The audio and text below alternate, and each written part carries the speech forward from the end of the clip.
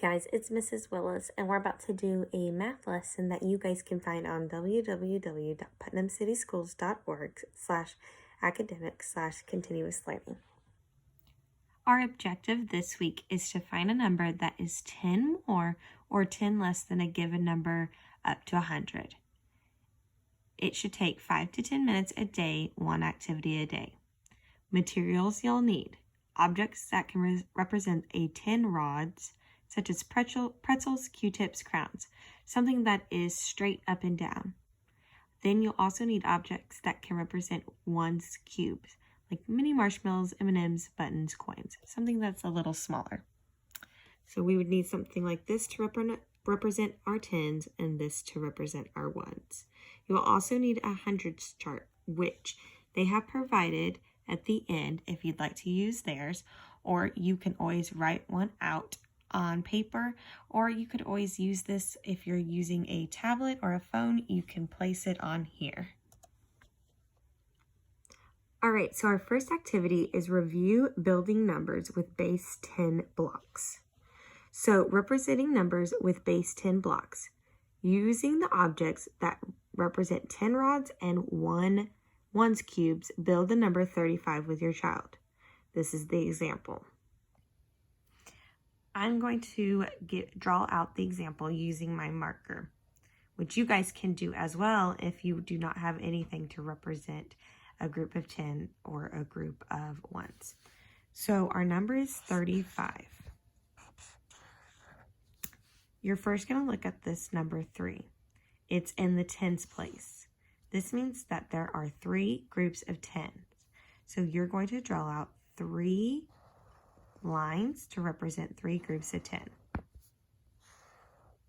1, 2, 3 represents 10, 20, 30.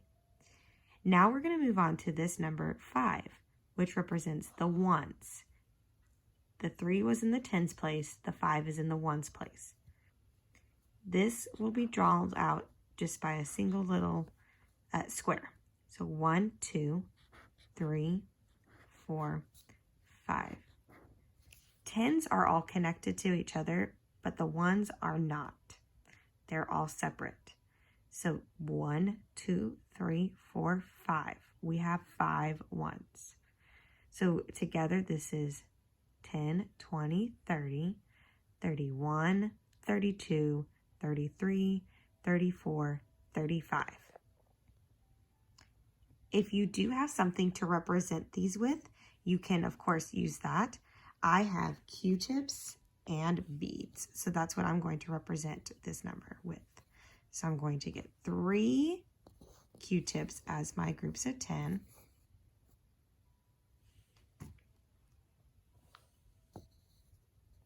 Then I'm going to get 5 beads to represent my groups of ones. So I got 3 so far. I need 2 more. So now you'll see I have 10, 20, 30, 31, 32, 33, 34, 35. They ask you to do this with 3 different numbers: 62, 86, and 14. If you'd like to pause the video or stop it and try to do it on your own, you are welcome to. If you'd like to continue, I will show the examples here. So the next number was 62. 6 and a 2. Okay, so the first number is 6. That is in the tens place. So that means that we'll have 6 groups of 10. So that means that we'll have 6 Q-tips. 1, 2, 3, 4, 5, and 6. Now we look at the 2. The 2 is in the ones place. So we will just need 2 of my beads, which represents groups of ones. 1, 2. So again, our Q-tips represent groups of 10, and let's count them all.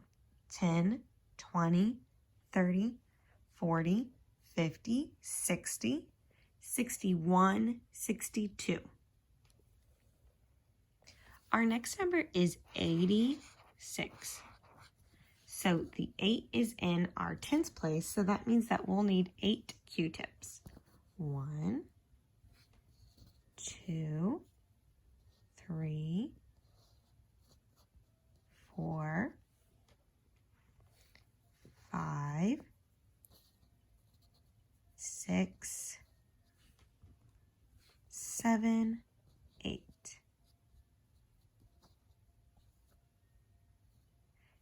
The 6 is in the ones place, meaning we will need 6 ones, which are my beads. 1, 2, 3, 4, 5, 6. Let's count them all up again.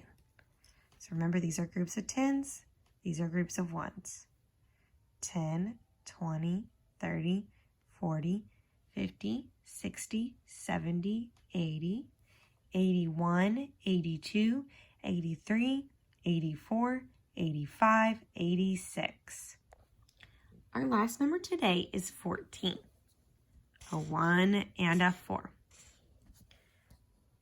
The 1 is in the tens place, meaning we will need 1 Q-tip, 1 group of tens. The 4 is in the ones place, meaning we will need 4 beads, 4 ones. 1, 2, 3, 4. So now let's count them all up. 10, 11, 12, 13, 14. Now, parents, if you and your child understood that pretty well and you guys want to keep on going, go for it. You can come up with 2-digit numbers for your child to represent with their groups of tens and groups of ones. If you guys struggled with this, that is okay. If you have any more questions about it or don't quite understand it, please let me know and I'd love to help you more with it. Thank you, and I hope you guys have a wonderful day.